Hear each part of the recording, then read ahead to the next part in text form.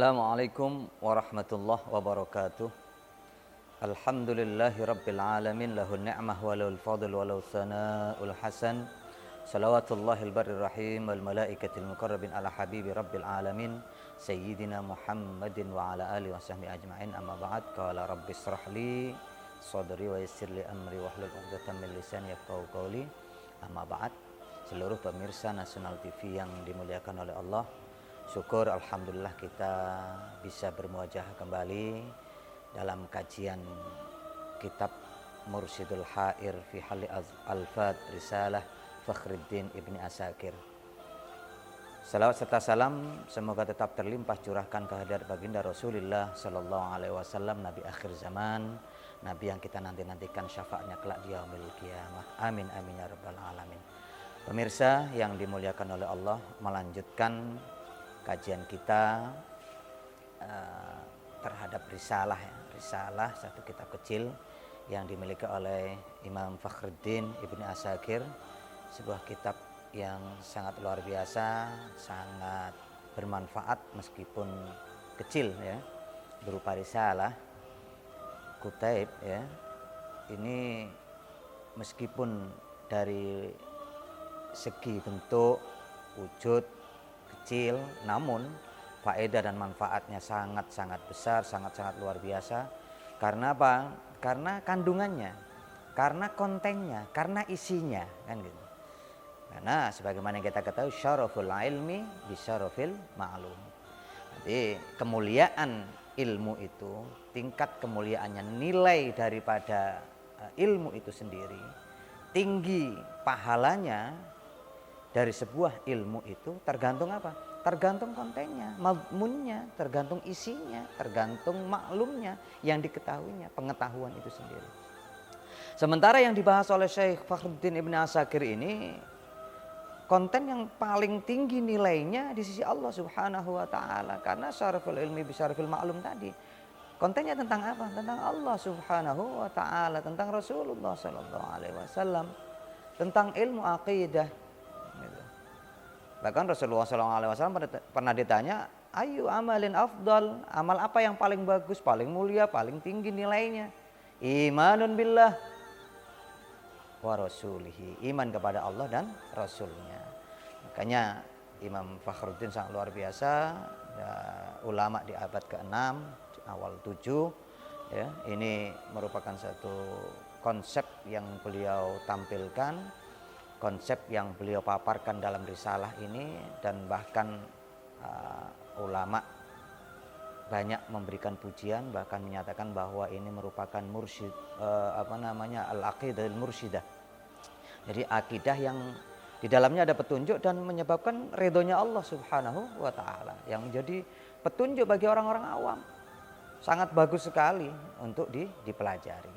Karena apa? Di situ nanti akan kita temui pengetahuan-pengetahuan yang ada kaitannya dengan keimanan kita kepada Allah Subhanahu wa taala. Sehingga apa? Kalau kita semakin tahu, semakin banyak pengetahuan tentang Allah Subhanahu wa taala, harapannya keimanan kita juga akan bertambah. Tentu ini akan memberikan satu dampak yang luar biasa, memberikan dampak keberuntungan, bukan hanya keberuntungan di dunia, tapi bisa sampai keberuntungan ini di akhirat kelak.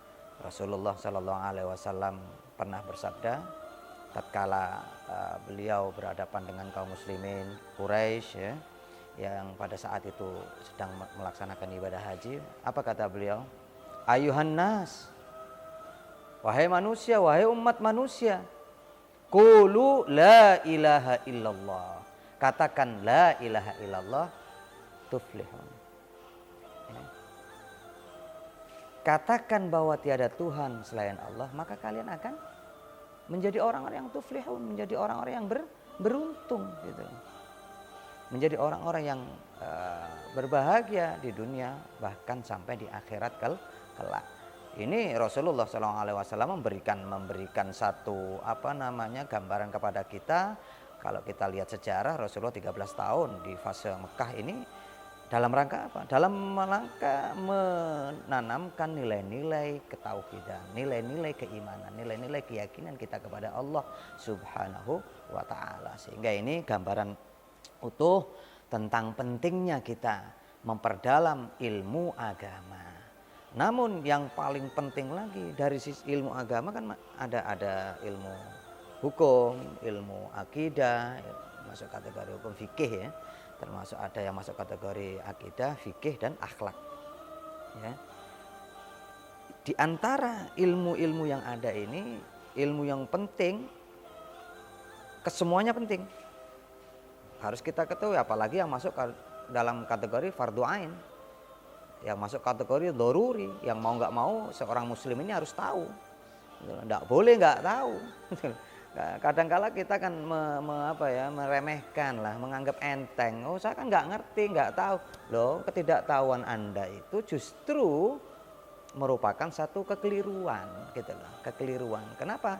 Karena jelas Rasulullah sabdanya bagaimana? Thalabul ilmi fardhatun ala kulli muslimin. Ya. Rawahul Baihaqi. Menuntut ilmu, mencari ilmu itu hukumnya wajib, fardu atas setiap orang Islam. Orang Islam punya kewajiban untuk mencari ilmu. Ilmu di sini maksudnya apa? Ilmu din ad-daruri, ilmu yang harus diketahui dan wajib diketahui oleh seorang muslim. Ya termasuk i'tiqad, keyakinan, terus hukum mengenai thaharah, salat, zakat, puasa, haji, dan muamalah, mungkin jual beli ya. Nah, termasuk pernikahan dan lain sebagainya, ada muamalah ya. Terus masuk maksiat hati, maksiat anggota tubuh. Ini sesuatu yang harus kita ketahui gitu loh. Dan paling fardu nomor 1 urutannya adalah ilmu akidah, dan di sini yang akan kita sampaikan. Jadi dari sekian ilmu yang fardu, yang pokok, yang penting, yang harus dikuasai oleh seorang muslim, ini nggak harus orang pondokan. Kadangkala kita kan kalau seakan-akan agama ini hanya orang-orang yang mondok, orang-orang yang menekuni agama. Tidak seperti itu. Ada kadar tertentu pengetahuan yang memang harus siapapun dia, baik awam maupun orang alim. Ya, itu masuk kategori ilmu din ad-daruri dan kita harus mencari itu. Ketika itu kita tidak peroleh, kita tidak lakukan untuk mencarinya, kita terkena dampak yang namanya dosa, gitu loh. Kita keliru nanti. Apalagi nyon sewu sekarang kita udah umur berapa, kan gitu. Ada yang umur 20 mungkin masih remaja, sudah mulai dewasa, beranjak dewasa. Ada yang sudah berumah tangga, mungkin kisaran 25 sampai 35, 40, masih muda, mungkin masuk fase menjelang tua 40-an, terus 50, 60. Nah, kita lihat kita sudah memenuhi kewajiban itu apa tidak? Mencari ilmu din yang akidahnya bagaimana, ilmu tentang ibadahnya bagaimana, ilmu fikihnya, ilmu akhlaknya bagaimana.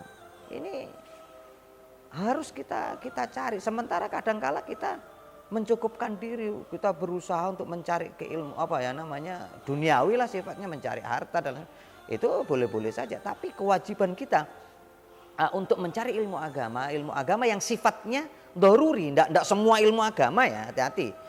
Ilmu agama di sini maksudnya ilmu tentang kadar tertentu tentang keyakinan, kadar tertentu tentang ibadah, termasuk thaharah bersuci, ya wudhu, mandi dan tayamum, termasuk sholat, zakat, puasa, dan beberapa hal yang harus kita ketahui, termasuk muamalah hubungan manusia, transaksi yang harus kita ketahui. Nah, termasuk munakahat, pernikahan, hukum tentang pernikahan, talak, hak dan kewajiban. Ini kewajiban kita kepada hal-hal yang sifatnya fardu. Harus kita cari itu. Kalau sampai saat ini kita belum dan kita teledor, kita taubat, istighfar kepada Allah, kita cari pertaubatannya. Kalau memang dalam hal apa gitu loh. Oh ternyata dulu kita sholatnya bagaimana, sesuai enggak dengan ketentuan gitu loh. Puasa kita sesuai enggak dengan ketentuan syara. Jangan-jangan cuma ikut-ikutan saja puasa, sholat, ternyata ada amalia-amalia yang mestinya masuk kategori rukun sehingga tidak dia penuhi, yang menyebabkan keabsahannya tercederai kan gitu. Nah, sehingga rusak ibadah-ibadah yang sudah kita lakukan itu. Alangkah sayangnya kita kan itu. Oleh karena itu melalui momentum ini, melalui media ini, saya ingatkan kepada saudara-saudaraku kaum muslimin muslimat yang ada di rumah, ya, ini untuk mereview kembali gitu loh pengetahuan kita. Oh, ini pengetahuan saya perlu ini, perlu tambah lagi, perlu dipertajam lagi, terutama khusus ilmu daruri. Ya, kalau memang jenengan semua tahu ya, salah satu buku lah, kitab karangan Syekh Abdullah ibnu Tahir bin Husain bin Tahir, ya, Sulamut Taufik, ini biasanya di kampung-kampung sudah familiar, sudah kenal. Itu cukup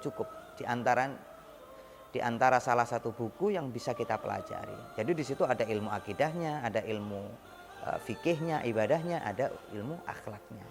Insya Allah itu mencakup ilmu daruri tadi, yang ilmu hal yang harus dikejar, yang harus dipelajari oleh setiap mukallaf. Semenjak dia mukallaf sudah punya kewajiban.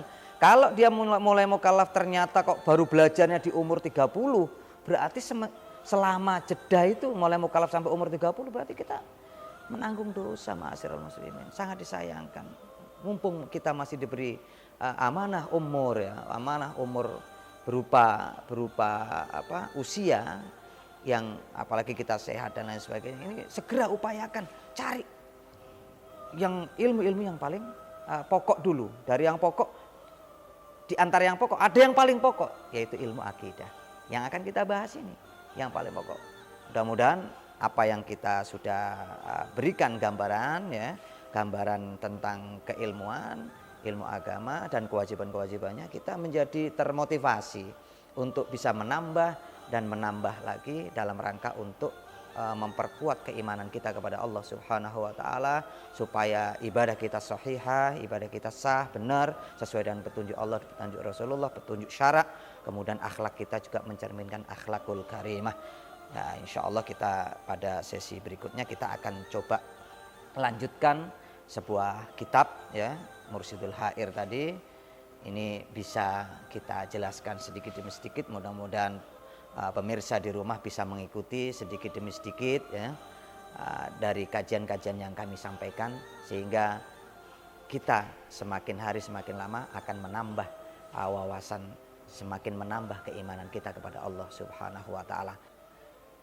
Pemirsa Qalbun Salim yang dirahmati oleh Allah, kita lanjutkan, ya, kajian kita dengan kitab Mursyidul Hair fi Halli Alfat Risalah Fakhruddin Ibn Asakir. Ini kemarin sudah kita baca beberapa, kita review kembali sedikit, ya, kemudian kita lanjutkan. Qala rahimahullah, i'lam arsadanallah wa iyyaka, ya. Mudah-mudahan Allah memberikan pertolongan kepada kita, memberikan petunjuk kepada kita, ya. Wa iyyak, dan kepada kita semua, termasuk jenengan semua yang ada di rumah. Annahu yajibu ala kulli mukallaf an ya'lama annallah azza wa jal wahidun fi mulkih. Kemarin kita sudah jelaskan secara detail bahwa wajib atas mukallaf. Ini sudah sebagaimana yang saya sampaikan tadi, wajib berarti tidak boleh ditinggalkan, harus tahu, harus ngerti, ya, bagi mukallaf. Apa kewajiban? Ya'lama annallah azza wa jal wahidun fi mulkih. Pertama adalah kita wajib mengetahui bahwa Allah itu wahidun itu esa di dalam kerajaannya. Kemarin sudah kita jelaskan secara gamblang pada episode sebelumnya, ya. Khalaqal alama bi asrihi al-ulwiyya was-sufliyya wal arsya wal kursi was samawat wal ardu wa ma fihima wa ma bainahuma. Kemudian Allah juga menciptakan alam bi asriha keseluruhannya, baik alam yang ada, alam atas yang ada di atas, ya, was-sufli termasuk alam yang bawah, wal arsy termasuk aras, wal kursi was samawat wal ard, langit dan bumi, wa ma bainahuma, dan di antara langit dan bumi itu, wa ma bainahuma fihima, di dalam langit maupun dalam bumi, wa ma bainahuma, dan termasuk antara langit dan bumi. Ini kemarin sudah kita sampaikan. Selanjutnya qala rahimahullah, nah ini sekarang lanjutannya. Jami'ul khalaiqi makhuruna bi qudratihi la tataharraku dzarratun illa bi iznih laisa ma'ahu mudabbirun fil khalqi wala syarikun fil mulk. Nah, ini Syekh Fakhruddin melanjutkan keterangan, ya, setelah memberikan gambaran bahwa kewajiban pertama adalah mengakui bahwa Allah itu sah, la syarikalah fil uluhiyah, dalam hal peribadatan. Allah esa, tidak ada sekutu baginya, tidak ada duanya, dan Allah tidak yang qasim, tidak tersusun. Ya. Kemudian Allah juga mencipta alam langit, alam yang di atas maupun alam yang di bawah, termasuk langit, 7 lapis langit itu, termasuk bawah bumi juga gitu. Wal kursi, termasuk aras, kursi, langit, bumi, di dalam langit, di dalam bumi maupun di antara langit dan bumi. Kemudian turun, Allah itu makhurun, tunduk pada Allah, terhadap kekuasaan Allah subhanahu wa ta'ala. La tataharraku zarratun illa bi'idnih, tidak ada satu daun pun, tidak ada satu zarrah, sesuatu yang kecil sekali ya, pergerakannya. Zarrah ini sesuatu yang kecil, sebagaimana mungkin pernah saya sampaikan, ada satu debu, tatkala biasanya kalau pagi hari di rumah itu sinar matahari masuk dari celah-celah itu masuk ke rumah. Nah, di situ kalau kita lihat biasanya ada debu. Nah, debu itu dzarrah namanya. Ya, jadi sesuatu yang sangat kecil banget gitu. Nah, itu tataharrak, bergerak, illa bi'izni. Itu semua atas izin Allah subhanahu wa ta'ala. Tidak ada sesuatu zarrah pun, satu benda yang sekecil apapun bergerak, pergerakannya itu semua biiznillah, karena izin Allah subhanahu wa ta'ala. Laisa ma'ahu mudabbir, tidak ada yang mengatur ya, fil khalq, kepada makhluk, tidak ada kecuali Allah subhanahu wa ta'ala. Tidak ada yang membersamai Allah dalam mengatur alam ini. Semua makhluk Allah ini di bawah pengaturan Allah subhanahu wa ta'ala. Wala syarikun fil mulki, termasuk dalam kerajaannya, kekuasaannya tidak ada syarik, tidak ada sekutu, tidak ada yang membersamai, tidak ada yang menyamai, tidak ada yang menyerupai ya kekuasaan Allah subhanahu wa ta'ala. Ini teks dari Syekh Fakhruddin Ibn Asakir ya, Jami'ul Khalaiq makhurun bi qudratihi, semua makhluk Allah itu tunduk kepada kudrahnya Allah, kekuasaan Allah. La tataharrak dzarratun illa bi'idnih, tidak ada satu zarrah pun, satu benda yang sekecil apapun, pergerakannya pasti itu atas izin Allah subhanahu wa ta'ala, dan tidak ada satu pengatur ya yang membersamai Allah subhanahu wa ta'ala. Murni hanya Allah yang mengatur khalaik, makhluk-makhluk tersebut. Wala syarikun fil mulk, dan tidak ada sekutu dalam kekuasaan Allah subhanahu wa ta'ala. Kemudian Syekh Samir Al-Qadhi memberikan penjelasan ya, penjelasan dari teks Ibnu Asakir tadi sebagai syarah, sebagai penjelasan. Asyarah annal arsya, ini sebagai penjelasan, sesungguhnya arsy alladzi huwa a'zamul ajram hajman, yang merupakan benda terbesar dari dilihat dari sisi ukuran ya, makhurun lillah, tunduk kepada Allah subhanahu wa ta'ala ya. Tadi kan menyebutkan jami'ul khalaik, semua makhluk. Ternyata ini disebutkan sama Syekh Samir Al-Qadhi, menyebutkan di sini ya, annal arsy, menyebutkan benda yang paling besar disebutkan dulu ya. Arsy yang paling besar dilihat dari sisi ukuran, a'zam ya, di sini disebutkan a'zam al-ajram hajman. Jadi paling besarnya benda dilihat dari sisi ukuran itu makhurun lillahi ta'ala, itu tunduk kepada Allah subhanahu wa ta'ala. Allahul alladzi khalaqahu, dialah Allah yang mencipta dari enggak ada menjadi ada. Wa ja'alahu fi hadzal makanil murtafi', dan Allah tempatkan di tempat yang paling tinggi ya, sangat tinggi. Wa ja'alahu fi hadzal makanil murtafi' jiddan, jadi tempat yang paling tinggi sekali di atas surga ya. Wa huwal ladzi yubkihi fi dzalikal maudhi', dan Allah tetapkan di tempat itu, sudah enggak diubah-ubah, sudah enggak dipindah-pindah di tempat itu. Fala yakhirru 'alas samawat wal ard, dan tidak membikin dia jatuh tanpa adanya tiang. Mestinya posisinya langit bumi ya, bumi langit, kemudian ada surga di situ, ada kursi. di atasnya paling atas sendiri adalah al-ars. Mestinya ars ini menimpa, jatuh ya ke bawahnya. Itu tidak. Padahal ini bendanya paling besar. Fala yakhiru 'alas samawati wal ard, tidak merobohkan langit dan bumi. Dia tidak jatuh dan merobohkan langit dan bumi. Fayudammiruha tadmira. Allah atur sedemikian rupa dengan pengaturan yang sangat luar biasa, sangat sempurna. Fama siwal ars makhurun lillah mim babil aula. Ini luar biasa Syekh Samir Al-Qadhi rahimahullah. Dan yang besar saja sekelas ars itu sudah makhur lillah, tunduk kepada Allah. Bagaimana siwal ars? Bagaimana dengan benda selain ars yang di bawahnya? Tingkat ukurannya lebih kecil. Jelas membabil aula. Ini tentu sangat apa? Pasti akan lebih ditundukkan oleh Allah Subhanahu wa ta'ala. Yang besar saja, yang besar ukurannya saja ditundukkan oleh Allah, apalagi yang di bawahnya ukurannya lebih kecil. Itu amat sangat membabil aula, amat sangat pasti ditundukkan oleh Allah Subhanahu wa ta'ala. Sebagaimana firman Allah ta'ala wa huwa rabbul arsyil azim dalam surat At-Taubah ayat 129. Dialah zat yang mengatur arsy yang sangat agung, yang sangat besar sekali, al-azim ya. Dialah yang pemilik, penguasa, pencipta, yang mengatur al-arsy al-azim yang besar itu tunduk kepada Allah. Arsy itu tunduk kepada Allah Subhanahu wa ta'ala. Wa huwa subhanahu wa ta'ala al-mudabbir likulli syai'.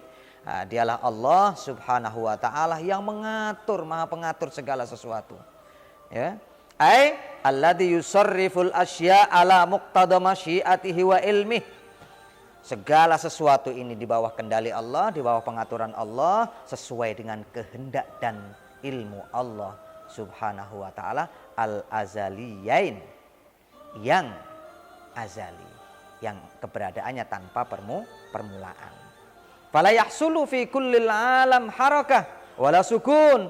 Tidaklah akan ada satu pergerakan di dalam alam ini, gerak, diam, illa bitadbirihi azza wajal, kecuali ini atas pengaturan dari Allah Subhanahu wa ta'ala, atas izin daripada Allah Subhanahu wa ta'ala. Huwa ta'ala musarriful asya, dialah Allah yang membolak-balikkan segala sesuatu, yang mengatur, maksudnya mengatur segala sesuatu, yang kesemuanya tunduk kepada Allah Subhanahu wa ta'ala. Al-asya wa musarriful qulub, termasuk yang membolak-balikkan, yang mengatur hati. Bayangkan ma'asyiral hadirin jamaah Nasional TV yang dirahmati oleh Allah ya, pemirsa di rumah. Ini Allah mengatur segala sesuatu. Di dalam alam ini yang ada gerakan, diam, ini tidak lepas dari pengaturan Allah Subhanahu wa ta'ala ya. Termasuk segala sesuatu ini diatur oleh Allah. Musarriful qulub, termasuk hati kita juga akan diatur sama Allah, dikendalikan oleh Allah. Kaifa yasha, sekehendak Allah Subhanahu wa ta'ala. Sehingga jelas ini, baik segala sesuatu maupun ditambah lagi hati manusia ya, musarriful qulub, hati-hatinya manusia ini di bawah pengaturan dan kendali dari Allah Subhanahu wa ta'ala. Pemirsa Nasional TV yang dimuliakan oleh Allah, sebagaimana yang saya sampaikan tadi bahwa pengaturan Allah ini bukan hanya kepada sesuatu, bahkan ke hati kita, hati manusia, membolak-balikkan adalah izin Allah, kehendak Allah, dan dialah Allah yang mengatur semuanya itu, yang mengendalikan. Kaifa yasha, sesuai dengan apa yang dikehendaki oleh Allah Subhanahu wa ta'ala. Insya'a azaga qalbal abdi. Ya. Kalau Allah berkehendak mau membuat hati seseorang dalal, sesat, maka Allah akan sesatkan dia, akan diarahkan ke arah yang sesat.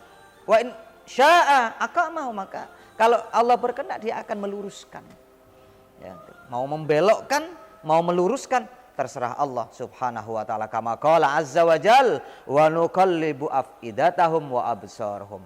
Dialah Allah yang membolak-balikkan hati mereka dan pandangan mereka. Dalam surah Al-An'am. Jadi membolak-balikkan hati, membolak-balikkan pandangan kita ini adalah Allah Subhanahu wa taala. Sebagaimana Rasul sendiri juga mengajari kita, memberikan pelajaran kepada kita tentang doa Allahumma ya musarrifal qulub, sarrif qulubana ala ta'atik. Sering kita lihat Allahumma ya muqallibal qulub, ada yang musarrifal qulub bisa. Sarrif qulubana atau ya sarrif qulubana ala ta'atik. Ya muqallibal qulub, sarrif qulubana ala ta'atika. Jadi wahai zat yang membolak-balikkan hati, yang mau menyesatkan, membelokkan dari jalan yang lurus ataupun yang meletakkan di jalan yang lurus, dialah Allah Subhanahu wa taala. Makanya kita minta berdoa kepada Allah, ya musarrifal qulub, sarrif qulubana ala taatika. Mudah-mudahan Allah mengarahkan, mengendalikan hati kita, memberikan petunjuk kepada hati kita untuk jalan kepada ketaatan kepada Allah Subhanahu wa taala. Sehingga ini perlu kita minta kepada Allah Subhanahu wa taala. Mudah-mudahan apa yang kita inginkan, apa yang kita kerjakan, apa yang kita cita-citakan ini sesuai dengan apa yang dikehendaki oleh Allah Subhanahu wa taala. Sehingga kita perlu sebagai hamba yang dhaif, yang enggak bisa apa-apa, yang enggak punya kekuatan apa-apa, sedangkan Allah yang qahar. Nah, ini yang menundukkan, maha menundukkan. Ini kita wajar sebagai hamba yang lemah untuk apa? Untuk mendekatkan diri, memohon, meminta, merendahkan diri di hadapan Allah Subhanahu wa taala. Kita takut kepada Allah, khasyatullah. Ya, dengan cara mendekatkan diri kepada Allah Subhanahu wa taala. Mengingat Allah maha menundukkan, qahir. Nah, ini kadangkala al-qahar ini menundukkan, ini merupakan satu pemaknaan terhadap ayat mutasyabihat yang sering kita pakai itu, yang sering kita tampilkan dalam rangka untuk memberikan penjelasan kepada umat terkait dengan ayat mutasyabihat ar-Rahmanu 'alal arsy istawa. Istawa di situ diartikan dengan al-qahr, yaitu menundukkan. Zat yang maha kasih Allah Subhanahu wa taala menundukkan arsy. Ya, menundukkan atas arsy, bukan bersemayam di arsy. Karena apa? Sebagaimana yang disampaikan oleh Sayyidina Ali.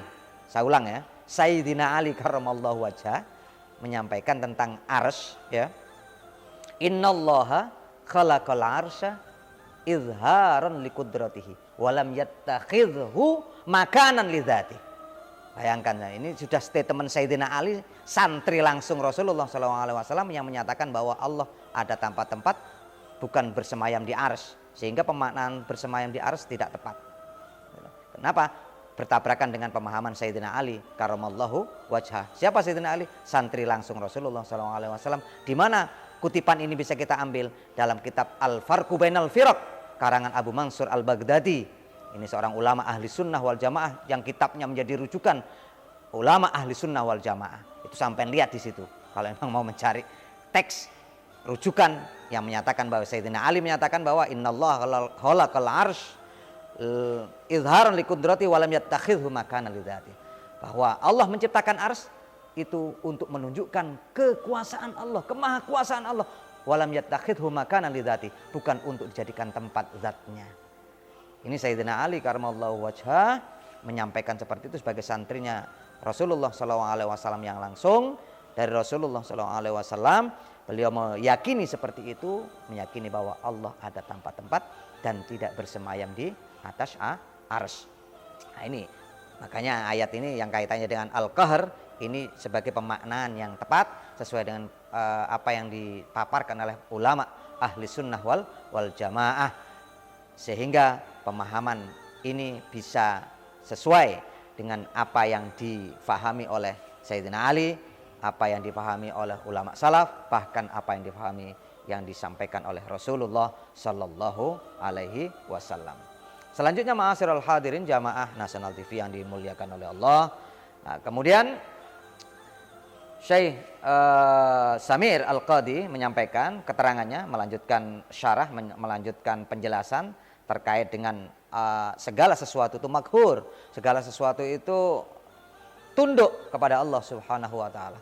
Tidak ada yang bisa menandingi Allah, la syarikalah la syarik fi mulki, ya. Di sini sampaikan wala syarikun fil mulk.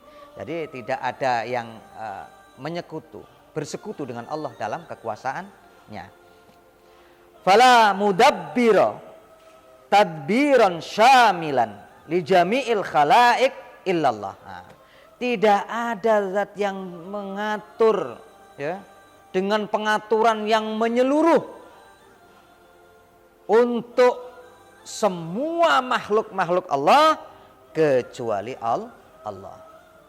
Jadi pengaturan secara keseluruhan itu hanya milik Allah. Nah, begini ma'asyiral hadirin yang dimuliakan oleh Allah, dalam hal pengaturan tadbir ini ada dua model. Yang pertama tadbir syumuli atau syamil, ya. Jadi pengaturan secara keseluruhan, pengelolaan secara keseluruhan. Semua yang ada di alam ini maghur, tunduk kepada Allah dan diatur oleh Allah. Tidak ada secuil apapun, sekecil apapun makhluk Allah yang ada di bumi maupun dimanapun yang jelas masuk kategori makhluk, itu semua atas pengaturan dan izin daripada Allah Subhanahu wa ta'ala. Itu namanya tadbir syamilan syumuli, jadi secara menyeluruh. Ada lagi di sini disebut wa ammat tadbirul juz'i, adapun pengaturan secara parsial, secara sebahagian, katadbiril malaikah, seperti pengaturan malaikat li amril matari was sahabi wan nabat, ya, seperti malaikat yang diberi tugas oleh Allah Subhanahu wa taala untuk mengatur hujan, berapa jumlah air yang harus diturunkan, berapa volume air yang akan diberikan di suatu daerah tertentu. Ini di bawah pengaturan siapa? Malaikat. Tapi malaikat itu tadbirnya, pengaturannya sebagian, tapi tetap atas perintah Allah Subhanahu wa taala, atas kendali Allah Subhanahu wa taala. Wasahab termasuk awan, wan nabat, tanaman-tanaman, tumbuh-tumbuhan. Ini pengaturan-pengaturan. Oh, ini tumbuhan ini waktunya tumbuh. Oh, kalau yang ini mati, yang ini waktunya berbuah, waktunya muncul daunnya, batangnya besar. Terus ini tahun sekian ditebang. Itu sudah di bawah pengaturan siapa? Pengaturan malaikat, tapi di bawah kendali Allah Subhanahu wa taala. Ala hasab ma amarallah wa sya'a fil azal. Sebagaimana ini pengaturan ini, apa yang diatur oleh malaikat ini sesuai dengan perintah Allah dan sesuai dengan kehendak Allah pada azal, ya, pada situasi, ya, keberadaan tanpa permulaan. Jadi azal, sebelum adanya sesuatu itu tanpa permulaan Allah ada, ya, seiring dengan sifat Allah Subhanahu wa taala. Sehingga apa? Fayajuzu idhafatu misli hadza ilal makhluk. Nah, sehingga idhofah, penyandaran tadbir kepada makhluk ini boleh, diperbolehkan gitu.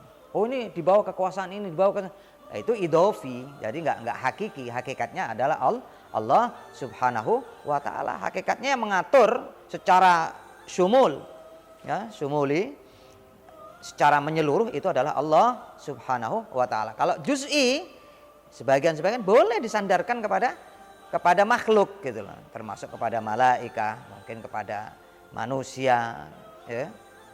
Kekuasaan yang sifatnya, pengaturan yang sifatnya juz'i, dan semua itu tidak lepas daripada perintah Allah, maksudnya ketentuan Allah Subhanahu wa taala dan kehendak Allah, perintah Allah dan kehendak Allah Subhanahu wa taala. Sehingga pengaturan-pengaturan ini, baik yang juz'i ini tetap di bawah kendali daripada Allah Subhanahu wa ta'ala. Sebagaimana ayat ini sebagai bukti bahwa idhofahnya tadi boleh ya. Fal mudabbirati amra dalam surat An-Nazi'at ayat 5 ya. Disebutkan fal mudabbirati amra, dan malaikat yang mengatur dunia ini. Ini mudabbir, pengaturan ini sifatnya adalah juz'i. Nah, sehingga pengidhofan, penyandaran pengaturan tersebut masih dibenarkan karena sesuai dengan apa yang diperintahkan oleh Allah dan sesuai dengan masyiatullah fil azal. Nanti kita akan sampaikan keterangan syarah daripada statement Syekh Fakhruddin Ibn Asakir yang disampaikan oleh Syekh Samir Al-Qadi. Pemirsa yang dimuliakan oleh Allah Subhanahu wa taala, selanjutnya Syekh Samir Al-Qadi menyampaikan ya, wa idza kana tasriful qulubi biyadillah,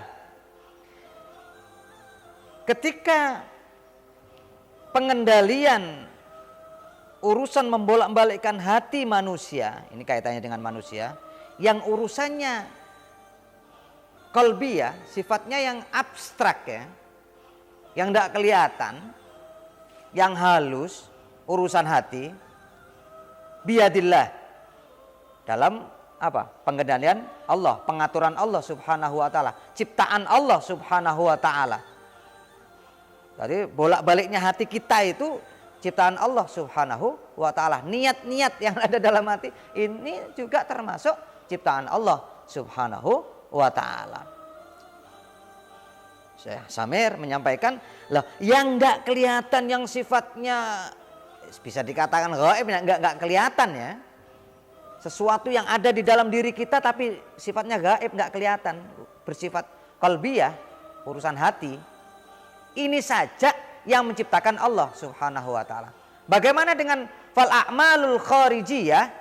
Adapun amal-amal yang bersifat di luar hati tadi, yang di luar dari hati berarti kan amal perbuatan tangan, kaki, mata dan lain sebagainya.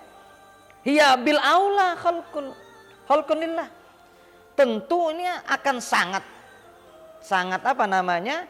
Pasti diciptakan oleh Allah Subhanahu wa taala. Yang sifatnya qalbiyah saja, yang tidak kelihatan, yang halus ini diciptakan oleh Allah Subhanahu wa taala. Bagaimana dengan perbuatan yang kasar, yang kelihatan gitu.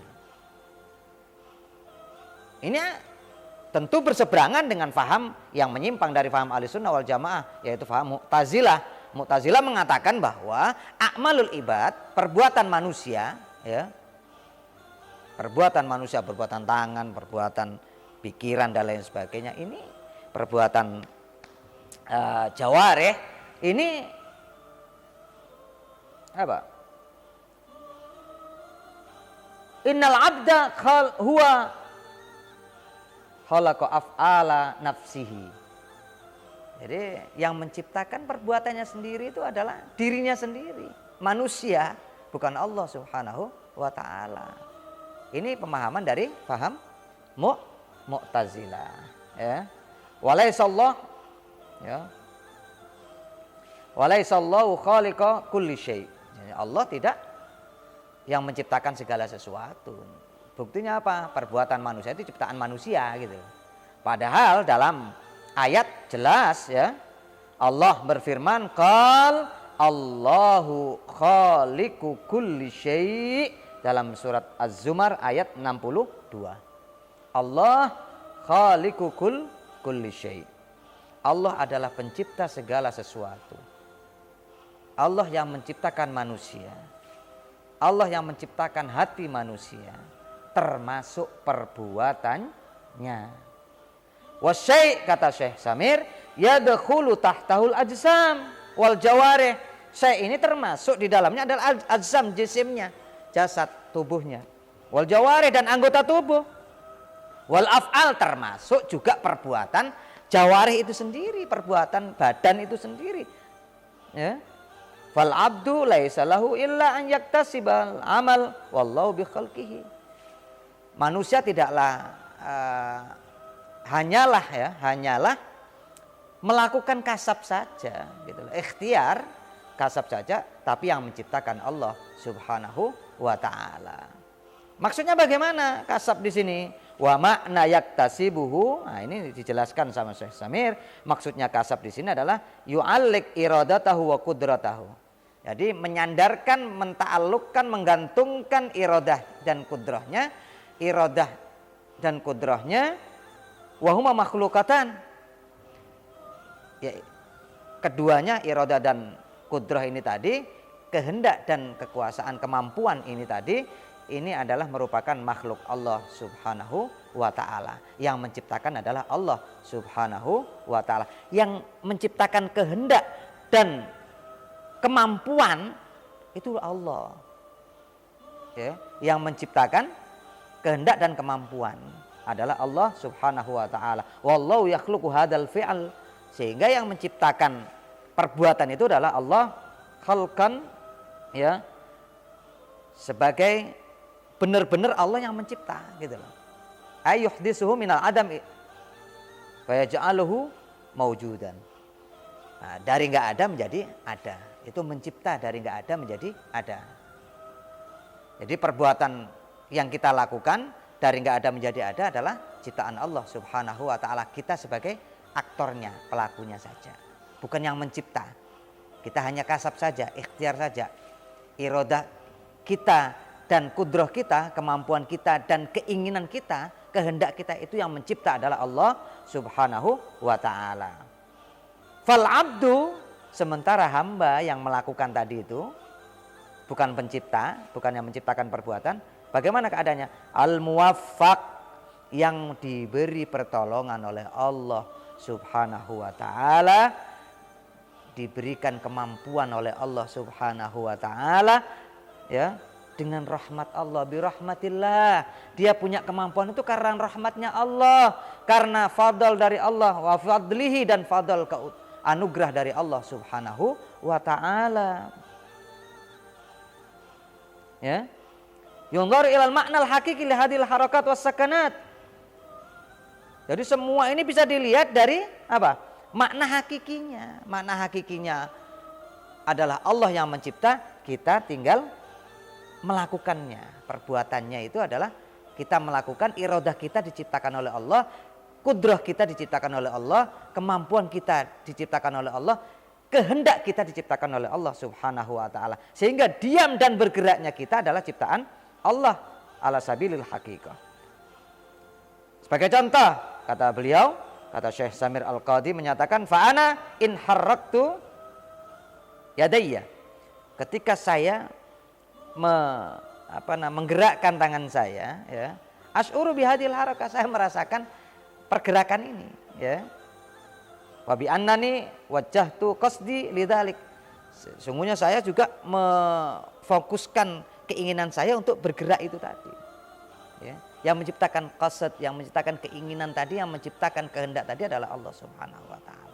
Yang menciptakan pergerakan dari enggak gerak menjadi gerak adalah Allah Subhanahu wa ta'ala. Walakinnal aql asy-syara' yahkumani annani lastu khaliqa. Akan tetapi akal dan syara' menyatakan bahwa apa yang saya gerakkan ini, kata beliau, ini bukan ciptaan saya, tapi ini perbuatan saya sebagai bentuk apa? Ikhtiar, sebagai bentuk kasab gitu. Hadil harakah allati qamat bi hiya khalqullah.